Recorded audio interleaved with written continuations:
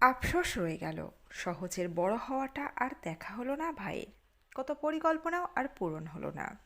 গত 29শে মার্চ মৃত্যু হয়েছিল অভিনেতা রাহুল অরুণোদয় বন্দ্যোপাধ্যায়ের। সেই ঘটনার পর কেটে গিয়েছে গোটা একটি মাস। ভাইকে হারানোর যন্ত্রণা এখনও দগদগে তার দাদার বুকে। ভাইকে হারিয়ে দাদা অনির্বাণ বন্দ্যোপাধ্যায় কলম ধরলেন। কি জানিয়েছেন রাহুলের দাদা, বিস্তারিত থাকছে এই প্রতিবেদনে। বন্ধুরা, চ্যানেলে নতুন হলে চ্যানেলটি সাবস্ক্রাইব করে রাখতে পারেন ও ভিডিওটি শেয়ার করতে পারেন। 29শে এপ্রিল 2026 আনন্দবাজার পত্রিকায় প্রকাশিত হয়েছে লেখাটি। রাহুলের দাদা লিখছেন, 1 মাস হয়ে গেল, ভাই নেই। আজ তো আবার ভোট। 30 দিন আগেও ভাবিনি এমন একটা সময় আসবে। ওকে ছাড়া দিন কাটাতে হবে আমাদের। ভোটের দিন তো। সহজ প্রিয়াঙ্কারা কতটা আসতে পারবে এই বাড়িতে জানি না, তবে মা যাবেন ভোট দিতে।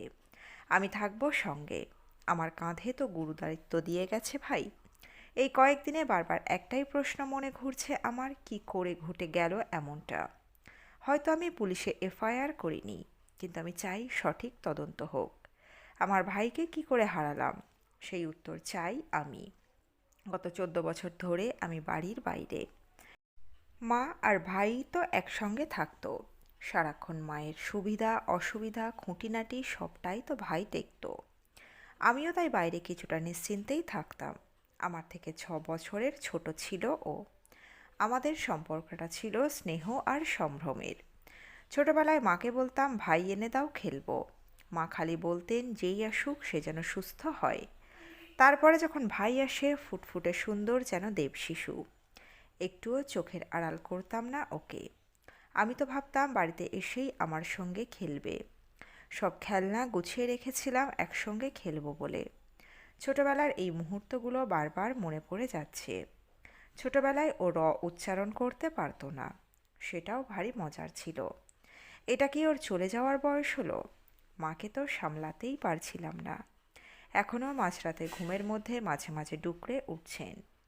সেদিনই ঘুমের মধ্যে মা বলছিলেন, এত আগলে রাখতাম ওকে, তাও ধরে রাখতে পারলাম না।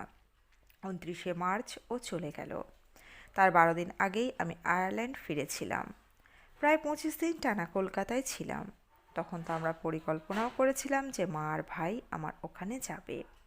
আয়ারল্যান্ডে কিছুদিন আগে আমি নিজের বাড়ি কিনেছি। তারপরেই ভেবেছিলাম মা আর ভাই যাবে আমার ওখানে। সেই মতো সব আলোচনাও করেছিলাম আমরা। একসঙ্গে কাটানো সেই 25 দিন আমার কাছে এখন স্বপ্নের মতো। আমি আর ভাই একসঙ্গে টি-20 ম্যাচ দেখতে গিয়েছি, একসঙ্গে খেতে গিয়েছি। 17ই মার্চ তারিখ আমাকে বিমানবন্দরেও ছাড়তে গিয়েছিল। তখন কি জানতাম? আমি সায়েন্স টেকনোলজির মানুষ, কিন্তু ভাইয়ের জ্ঞান ছিল বিভিন্ন জিনিস নিয়ে। সহজ কথা ছাড়াও পরিকল্পনা করেছিল আরও চ্যানেল খোলার। একটার নাম ভেবেছিল অবাক পৃথিবী। সারা সপ্তাহে অবাক হওয়ার মতো কিছু ঘটনাকে এক জায়গায় করে বলবে বলে ঠিক করেছিল। কত তথ্যচিত্র শ্যুট করার পরিকল্পনা করেছিল, সব কিছু অপূর্ণ রয়ে গেল। আমার কাজ আর ওর কাজ তো সম্পূর্ণ আলাদা। গত 1 বছরে প্রথমবার দুই ভাই মিলে এই সব নিয়েও কাজ করেছিলাম। যেখানে অন্যান্য জগতের মানুষদের সাক্ষাৎকার নেওয়ার কথাও ভেবেছিল ও। আমরা আলোচনা করতাম। আগে কথা হতো শুধুই বাড়ি, মা, খেলাধুলা নিয়ে। এই 1 বছরে আলোচনা হয়েছে ওর এই নতুন ধরনের কাজকে কেন্দ্র করে। আমাদের মধ্যে ছোটবেলা থেকেই সেভাবে কোনোদিন ঝগড়া মারামারি হয়নি। ভাই আসায় আমি একটা সঙ্গী পেয়েছিলাম। বিজয়া দশমীর দিন ওর জন্ম হয় ভোর 5টার সময়ে। ঠাকুরদা নাম দিয়েছিলেন তাই অরুণোদয়, আর শুকতারা থেকে বেছে ডাকনাম দিয়েছিলেন বাবা। তাই এই বছরের পুজোয় কিছুতেই কলকাতায় থাকবেন না মা। আমাকে বলেছেন পুজোর সময় কলকাতায় থাকা মায়ের পক্ষে সম্ভব নয়। ভেবেছি এমনভাবে ভিসার আবেদন করব যাতে 16ই অক্টোবর ভাইয়ের জন্মদিনে যেন মা আমার ওখানেই থাকেন। কাগজপত্রের কিছু সমস্যা থাকায় পাসপোর্ট ছিল না মায়ের। পাসপোর্ট তৈরির জন্য আবেদন করেছি। যত তাড়াতাড়ি সেটা হয়ে যাবে মাকে নিয়ে যাব আয়ারল্যান্ডে। ওখানে আমার স্ত্রী, 2 ছেলে মেয়ে আছে। কিছুটা ভালো লাগবে, পরিবেশও পরিবর্তন হবে। 15ই মে আমাকে আয়ারল্যান্ডে ফিরতে হবে। ছেলের দ্বাদশ শ্রেণীর পরীক্ষা, তাই যেতেই হবে ওই সময়টা। ওই পরীক্ষার জন্যই এই পরিস্থিতিতে আসতে পারেনি ওরা কলকাতায়। একদিকে ভাইকে হারানোর সঙ্গে বাস্তবের সঙ্গে লড়াই। কাউকে বলতে পারছি না আমার মনের অবস্থাটা ঠিক কী।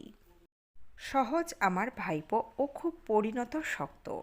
ভাইয়ের কাজের দিন তো আমরা একসঙ্গে বসেছিলাম, দুজনে মিলে শেষ কাজ করেছি।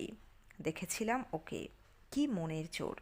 না, ভাইকে নিয়ে ওর সঙ্গে কোনো কথা বলতে পারিনি। আমরা গান নিয়ে গল্প করেছি, লেখা নিয়ে গল্প করেছি। সহজের মধ্যে ভাইয়ের অনেক ছাপ রয়েছে। বাবিনও তো খুব বই পড়তে ভালোবাসত। রবিবার ও চলে গেল। শুক্রবার 4টি বই কিনেছিল। একটা বই কোনো একজনকে উপহার দেয়, আর 3টে বই নিজের জন্য রেখেছিল। সেগুলো তো আর পড়া হয়নি ওর। ভাইয়ের ছবির সামনে ওই 3টে বই রেখে দিয়েছি। খুব আফসোস হচ্ছে।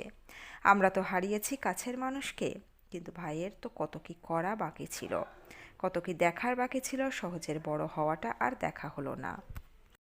ওর নিজের পরিকল্পনাগুলো রয়েই গেল। সব শূন্যস্থান তো আমি পূরণ করতে পারবো না, কিন্তু চেষ্টা করব মানসিকভাবে সহজ প্রিয়াঙ্কার পাশে থাকার। যত তাড়াতাড়ি সম্ভব মাকে নিয়ে যাব আয়ারল্যান্ডে। তো বন্ধুরা, আপনাদের কেমন লাগলো রাহুল ব্যানার্জির দাদার এই কথাগুলি? তিনি লিখেছেন নিজেই আনন্দবাজার পত্রিকায়, প্রকাশিত হয়েছে আনন্দবাজার পত্রিকা থেকে। আপনাদের মতামত অবশ্যই রাখবেন কমেন্ট বক্সে। এই প্রতিবেদনে ছিল এতটুকুই। দ্রুত ফিরে আসবো এরকমই নতুন কোনো প্রতিবেদন নিয়ে। অজানা গল্প চ্যানেলের সঙ্গে থাকার জন্য সকল দর্শক বন্ধুকে অসংখ্য ধন্যবাদ। দেখতে থাকুন, চোখ রাখুন অজানা গল্প চ্যানেলে।